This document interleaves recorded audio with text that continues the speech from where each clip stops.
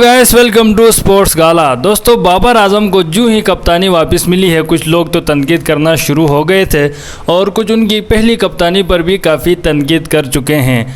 अब तो उन्हें खुलकर मौका मिला है। जब पाकिस्तान न्यूजीलैंड की डी टीम से हारी है तो तनकीद की तो अब बारिश होने लगी है। लेकिन आज की इस वीडियो में मैंने मुनासिब समझा कि बाबर आजम की कप्तानी को लेकर एक तफसील से बात की जाए। हम देखेंगे कि लीडर कौन होता है, लीडरशिप की क्या क्वालिटीज़ होते हैं और बाबर आजम के अंदर क्या खामियां हैं, क्या खूबियां हैं। तो इंशाल्लाह आप इस वीडियो से कुछ ना कुछ सीख के जाएंगे और अगर आप पहले से ही जानते हैं तो आपकी रिवीजन हो जाएगी। नाजरीन, अगर बात करें लीडर की तो लीडर के अंदर कुछ ऐसी क्वालिटीज़ होती हैं जिनके बेस पर वो काफ़ी कुछ कर जाता है। अगर उसके अंदर कोई सलाहियत हो या ना हो, लेकिन सिर्फ लोगों को लीड करना आता हो और मैनेज करना आता हो तो बहुत काम का बंदा होता है। अब कैप्टन भी एक लीडर ही होता है जो अपनी टीम को लीड करता है और कम रिसोर्सेज के अंदर मैक्सिमम रिजल्ट देने की कोशिश करता है। अब एक कामयाब लीडर होता है, एक नाकाम लीडर होता है। लीड तो हर कोई करता है, जैसे अब कोई भी कप्तान होगा तो वो लीड ही कर रहा होता है, लेकिन वो हकीकत में लीडर नहीं होता। अब मिसाल बाबर आजम की हम यहाँ बात करें तो इसी 4th T20 को एग्ज़ाम्पल लेके हम बात करेंगे। कुछ एक्सपेरिमेंट्स बाबर आजम ने किए, उनके मुताबिक एक्सपेरिमेंट्स थे।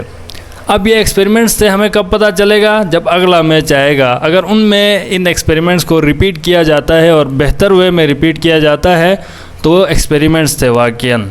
लेकिन अगर इनको रिपीट नहीं किया जाता और नई चीज़ें ट्राई की जाती हैं तो वो एक्सपेरिमेंट्स नहीं थे, मिस्टेक्स थे जिनको उन्होंने दुरुस्त किया है। तो ये एक कमज़ोरी होगी बाबर आजम की, क्योंकि वो एक्सक्यूज़ दे रहे थे कि ये एक्सपेरिमेंट्स थे और दिल में तो उनको लगा कि ये एरर्स थे, अब बाद में उनको सही कर रहे हैं, तो ये एक गलती शुमार होगी बाबर आजम की। और आपने इमरान खान को ये कहते हुए सुना होगा कि एक लीडर रिस्क लेता है, जो रिस्क नहीं ले सकता वो जीत नहीं सकता। अगर एक्सपेरिमेंट्स थे तो वो रिस्क था। अगर इस रिस्क को फिर से बाबर आजम अगर ट्राई करता है तो हमें एक्सेप्ट करना चाहिए कि यार बेशक ये रिस्क ले रहे हैं और हार रहे हैं, एक दिन ये बेहतर करके वर्ल्ड कप भी जीत सकते हैं। और अगर एरर्स समझ के वो दुरुस्त करने लग जाएं तो फिर समझ लीजिएगा कि बाबर आजम एक डिफेंसिव कैप्टन है और एक बड़ा टूर्नामेंट जीतना उनका ख्वाब ही रह सकता है। बाकी कैप्टनसी के बाद प्रेशर आना ये तो एक लाजिम सी बात है। हर 11 प्लेयर की परफॉर्मेंस के आप ज़िम्मेदार होते हैं, जवाबदेह होते हैं, तो प्रेशर तो होता ही है। लेकिन एक अच्छा लीडर प्रेशर को हैंडल भी करना जानता है।